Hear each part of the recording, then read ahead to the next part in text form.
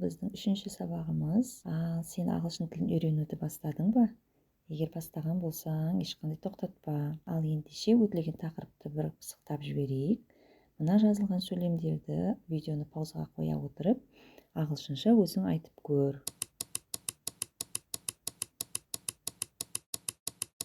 Жақсы, ешқандай қиындық тудырды деп ойламаймын. Ал егер ұмытып қалған болсаңыз, алдыңғы сабақтарды бір қарап, қайталап жіберіңіз. Егер естеріңізде болса, өткен сабақта біз I am 20 деген секілді өзіміздің жасымызды айтуға болатын үйреткен болатынмын. Енді дәл осы нұсқаны I am 20 years old, яғни толық нұсқада айтуға болады. Енді жасымызды айтып үйрендік дейік. Қалай сұраймыз? Әрине, how old are you деп сұрақ қою арқылы сұрайды екенбіз. Ендеше осы сабақты қосқанда бізде мынадай ұзын диалог пайда болады екен. Қараңыздар. Hello, what is your name? My name is... What is your name? I am... Nice to meet you. Nice to meet you too. How old are you? I'm 20 years old. How old are you? I'm 25 years old. Қараңыздар, қандай керемет диалог шықты, иә? Егер осы диалогты сіздер айта алсаңыздар, демек жақсы, керемет бастап жатырсыздар деп біле беріңіздер. Енді бүгінгі біздің жаңа тақырыбымыз әрине жасымызды айтуды өтіп жатқандықтан біз сандарды қайталаймыз. Numbers. Сандарды ағылшынша numbers деп айтамыз. Енді мен негізі сандарды 3 топқа бөліп сіздерге қазір түсіндіремін. Бірінші топтағы сандар менімен бірге қайталап отырсаңыздар болады. 1, 2, 3, 4, 5, 6, 7, 8, 9, 10, 11, 12. Бұл бірінші топтағы сандар. Неге екенін қазір түсінесіздер. Ал енді екінші топтағы сандармен таныс болайық. 13, 13, 14, 14, 15, 15, 16, 16, 17, 17, 18, 18, 19, 19. Байқап тұрсаңыздар, 13 пен 19 аралығындағы сандардың барлығы teen сөзімен аяқталып тұр. Сіздерге teenager деген сөз таныс па? Иә, жасөспірім. Демек, 13 пен 19 жас аралығындағы адамдарды, жасөспірімдерді біз teenager деп айтамыз. Ал енді бізде оңай есте сақтау үшін өзгеріп тұрған сандарға назар аударыңыздар. Мәселен, бізде 13 деген кезде 3 санымен өзгешелік бар, иә? 3-ті біз 3 дедік, ал 13 деген кезде 13 болып өзгеріп кетті, иә?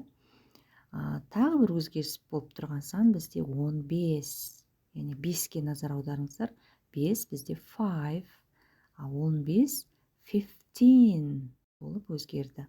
Ал қалған сандарда өзгеріс жоқ, жай ғана teen сөзі жалғанып отырған. Тек әрине 8 саны T әрпінен аяқталып тұрғандықтан T-ді 2 рет қайталамаймыз. 18 бір T ғана жеткілікті бізге. Енді 3-ші топтағы сандармен таныс боламыз. 20, 20, 30, 30, 40, 40, 50, 50, 60, 60, 70, 70, 80, 80, 90, 90. Енді бұл сандарды оңай жаттап алу үшін өзгеріп тұрған сандарға назар аударамыз. Байқадыңыздар ма? 30 бізде 13 пен бірдей. 13, 13, 30. Яғни түбірі бір. 50 де тура солай. 15-те 5 болып өзгерді. 15, 50-де де дәл солай 50. Енді одан бөлек бізде өзгерген сан 20, 20 саны. Түбірі 2, 2, 20 болған кезде 20 болып өзгерді. Және тағы бір назар аударыңыздар, 40 санына 4 деген жерде бізде U әрпі түсіп қалады. 40. Осыдан қателеспеңіздер. Ал енді бізде аудио видео тыңдаған кездерде тин мен тиді ажырата алмай жатамыз. Біз оны екпінмен ғана ажырата аламыз. Яғни тин сөзінде біз екпін түсіреміз. Ал ти жалғауына екпін түспейді. Міне тыңдап назар аударыңыздар. 13, 30, 14, 40, 15, 50, 16, 60, 17, 70.